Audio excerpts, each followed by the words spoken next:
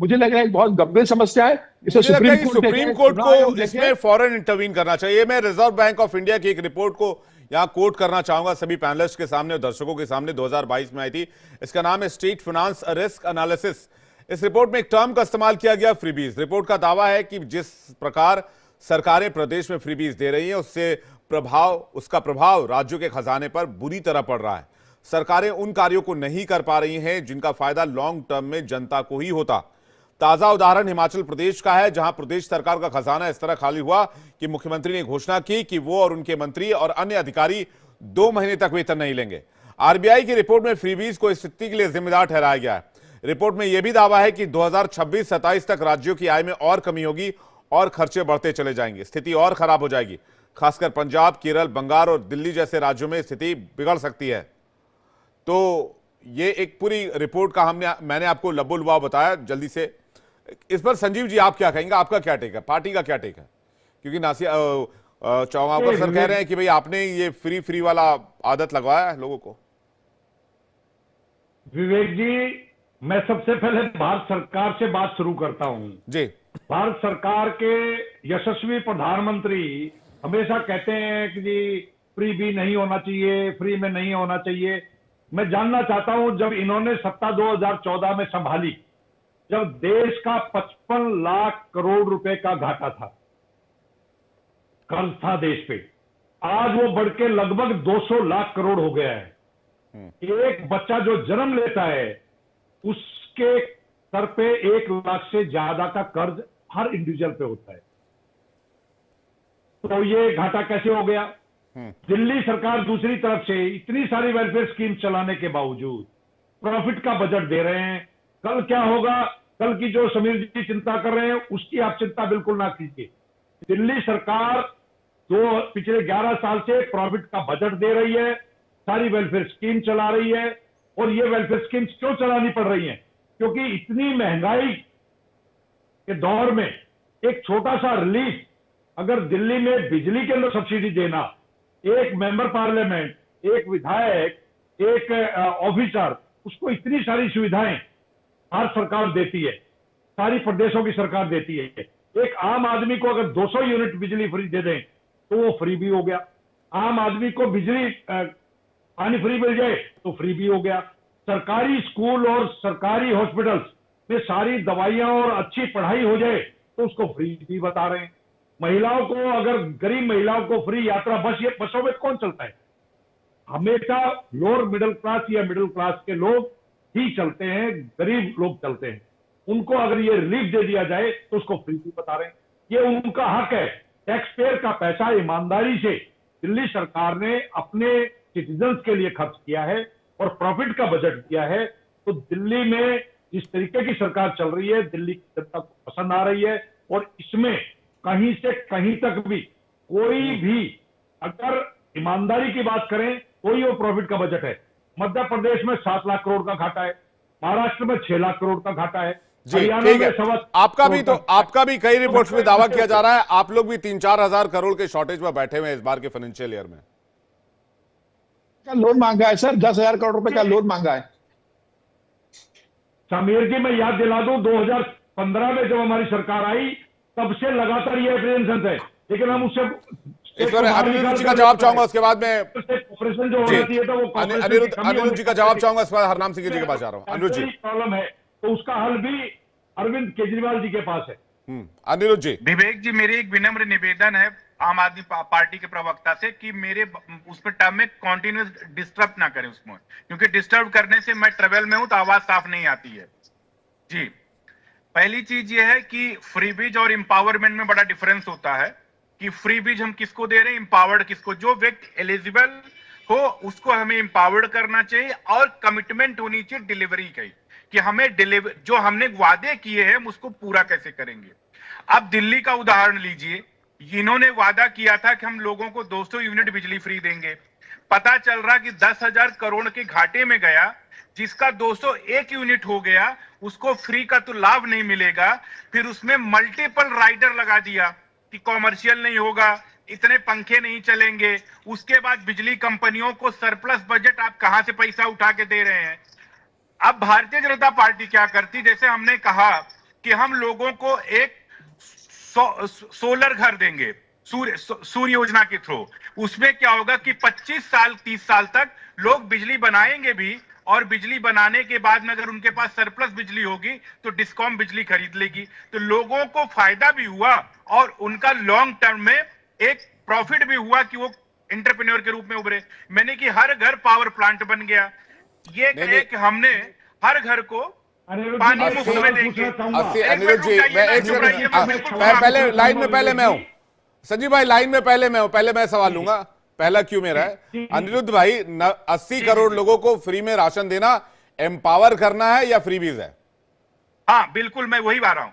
अगर 2014 के पहले हमारे राशन गोदाम में पड़े पड़े चूहे खा रहे थे, इधर उधर सड़े जा रहे थे, फेंके जा रहे थे, उससे अच्छा उन राशन को, उन अनाज को लोगों के बीच में देना चाहिए कि जो लोग कम से कम उनको खाने की सुविधा रहे, ताकि उनका दिमाग और उनका काम करने अन्य उद्यमिता की तरफ वो बढ़े। वो ये चीजें होती हैं। अब सपोज करिए पीएम किसान योजना है, मेरे पास, मैं खुद जमींदार खेती करता हूं, लेकिन मैं बाय प्रोफेशन इंजीनियर हूं। मैं अच्छी खासी हमारी अर्निंग है, तो पीएम किसान की सुविधा मुझे क्यों मिलनी चाहिए?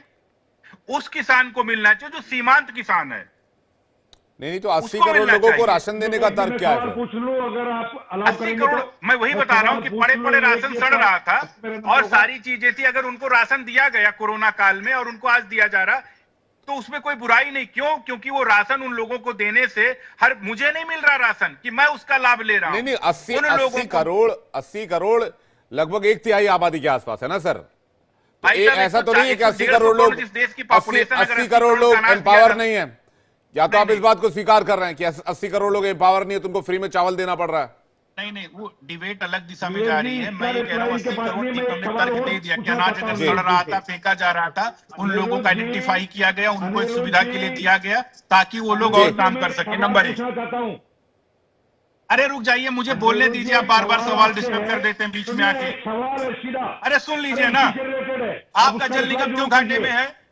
आपका देते थे, जल निगम घाटे में चला गया। यमुना की सफाई आप नहीं कर पा रहे, कि एक स्कूल आप नहीं बना पा रहे हैं। आप इंजीनियरिंग कॉलेज का नाम यूनिवर्सिटी के नाम पे नॉमेनक्लेचर कर रहे थे। आप बता रहे हैं कि विकास कर रहे हैं। आप पंजाब के अंदर पूरा पंजाब घाटे में चला गया है। आप बात कर रहे हैं 10,000 करोड़ का घाटा दिल्ली के अंदर बैठ गया है। आप 80-85 करोड़, 80 के भी 85 करोड़ लोगों को तो आप लोगों को वादा करके आते हैं 200 यूनिट बिजली फ्री देंगे, पता चला किसी को बिजली फ्री। ठीक है, एक एक करके हरनाम जी के पास जाओ। डिबेट में अनिरुद्ध को पूरा करें, अनिरुद्ध जी को पूरा कर लीजिए। संजीव भाई एक सेकंड रुक जाइए। संजीव भाई एक सेकंड, अनिरुद्ध जी को पूरा कर लीजिए। अनिरुद्ध जी हरनाम जी के पास जा रहा हूं। अनिरुद्ध जी, मैं कह रहा हूं कि तीनों चीजों में बड़ा डिफरेंस होता है कि हमें एम्पावर्ड किसको करना है, कौन व्यक्ति योग्य है। डिलीवरी, कमिटमेंट डिलीवरी होनी चाहिए कि अगर हम कमिटमेंट करते हैं तो उसको डिलीवरी होनी चाहिए, ना कि हम फेक की तरीके से काम करना चाहिए। जैसे हम झूठे वादे करके आए, इन्होंने वादा किया यमुना की सफाई का, पूरा नहीं कर पाए। इन्होंने कहा कि हम पानी सबको देंगे, पता चला जल निगम घाटे में चला गया। इन्होंने कहा हम सबको मुफ्त बिजली देंगे, पता चला कि सारे डिस्कॉम घाटे में चले गए। इन्होंने वादा किया कि हम लोगों को नौकरियां देंगे, पता चला कि जो मार्शल थे बसों में उनको हटा दिया, एएनएम को सस्पेंड कर दिया, टर्मिनेट कर दिया, केवल झूठे और खोखले वादे करके। ऐसे लोगों से, नेटवर्क लालों से दिल्ली को बचना है। ठीक है, ठीक है हरनाम जी, हिमाचल सरकार की भी हालत खराब है और कर्नाटक सरकार की भी हालत खराब है, सिर्फ इसी फ्रीबीज की वजह से। देखिए कि समन्वय बनाने वाली बात है, और इसमें समन्वय ये होना चाहिए कि जो जन लोक कल्याणकारी नीतियां हैं या जो समाज का जो वंचित तबका, उस तक अगर कोई स्कीम लेकर जा रहे हैं, उसको एम्पावर करने की अगर आप काम कर रहे हैं तो वो बेशक होना चाहिए, लेकिन इसका समन्वय भी होना चाहिए कि इसको अकॉर्डिंग टू आपके स्टेट का बजट किस तरीके का आपको अलाउ करता, वो इसको देखना जरूर चाहिए। अब जैसे दिल्ली का बजट हमेशा से सरप्लस में रहा है, हमेशा से बेनिफिट में रहा है, क्योंकि देश के तमाम जितने बड़े संस्थान हैं वो दिल्ली में उनके हेडक्वार्टर्स हैं, तो दिल्ली में टैक्स का पैसा दिल्ली सरकार को भी उसका जाता है, तो दिल्ली में पैसे की कमी कभी नहीं रही है। और इसके बावजूद आज दिल्ली जल बोर्ड जो शीला दीक्षित जी के समय में फायदे में था, आज वो घाटे में है। आज डीटीसी जो फायदे में थी वो घाटे में है। आज बीएसईएस और एनडीपीएल जो है वो तो मुझे याद है उत्तर प्रदेश से दिल्ली में पेट्रोल डीजल का फर्क 5 से 7, 8, 10 रुपए तक हुआ करता था। राम जी, अब मैं दूसरी बात कहना चाह रहा हूं कि इन्होंने किस तरीके से इसको देने का, जिसको आप कह रहे हैं, इसमें भी एक बहुत बड़ा घपला, घोटाला और भ्रष्टाचार है। आज दिल्ली में अगर ये फ्री बिजली 200 यूनिट की बात करते हैं, तो 200 यूनिट अगर इन्हें देनी है तो डायरेक्ट बेनिफिट क्यों नहीं दे रहे कस्टमर्स को, कंज्यूमर को, दिल्ली के नागरिकों को? वो 200 यूनिट कान पकड़कर वो ये बिजली कंपनियों को दे रहे हैं और उनसे किकबैक ले रहे हैं, उनसे रिश्वत ले रहे हैं। जैसे कि शराब घोटाले में भी इन्होंने यही किया था कि उनको ठेके देंगे, दिल्ली की जनता के बीच में भी जाया करो, दिल्ली की जनता के बीच में भी जाया करो। मत बोलिए, देखिए आप बीच में मत बोलिए, आपका टर्म आएगा, आप बोलिएगा, घबराइए मत, आपका टर्म आएगा। पानी पी लो, पानी तो पी लो। अरे भाई साहब पानी पियो, फिर जवाब देना सुन लो मेरे। पहले कड़वे सवाल तो सुन लो, आपको सुनने का धैर्य रखो ना। 10 साल सरकार चलाई, जवाब भी तो आप ही दोगे।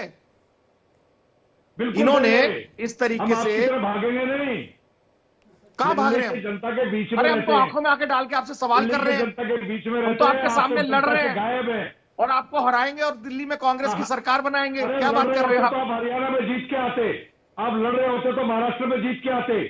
आप लड़िए आम आदमी पार्टी से। हम बीजेपी की बी टीम नहीं है। हरियाणा में जो आपने वोट कटुआ पार्टी का काम किया, आपने गोवा में वोट कटुआ पार्टी का काम किया, आपने गुजरात में वोट कटुआ पार्टी का काम किया, भारतीय जनता पार्टी। आपके नेताओं को बेल कैसे मिली है? मैं टीवी चैनल पे बताना चाह रहा हूं, अरविंद केजरीवाल को, मनीष सिसोदिया को, सत्येंद्र जैन को, संजय सिंह को, इन सब भ्रष्टाचारियों को बेल क्यों मिली?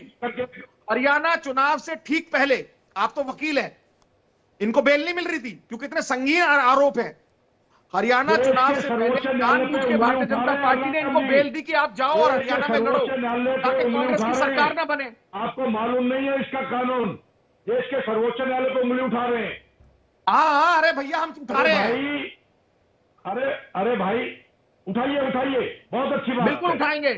उठाइए, सबको पता है आपकी बीजेपी और आपकी न्यूरा कुश्ती आम आदमी की, आपके नेताओं को बेल क्यों मिली? ठीक चुनाव अरे भाई साहब पर्सनल लड़ाई मत कीजिए, वापस मुद्दे पर आते हैं। हरनाम जी, मैंने कर्नाटक और हिमाचल की बात की। वो झूठा केस था, ये एस्टेब्लिश हो चुका है। कांग्रेस और भाजपा की जो मिली भक्ति थी, ठीक है,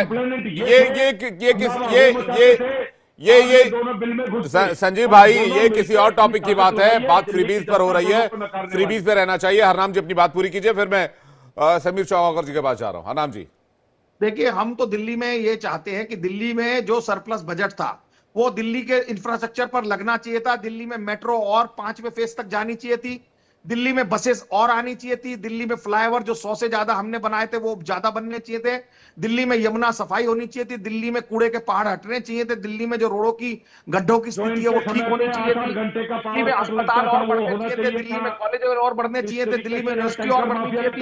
लेकिन कुछ नहीं हुआ, कुछ नहीं हुआ।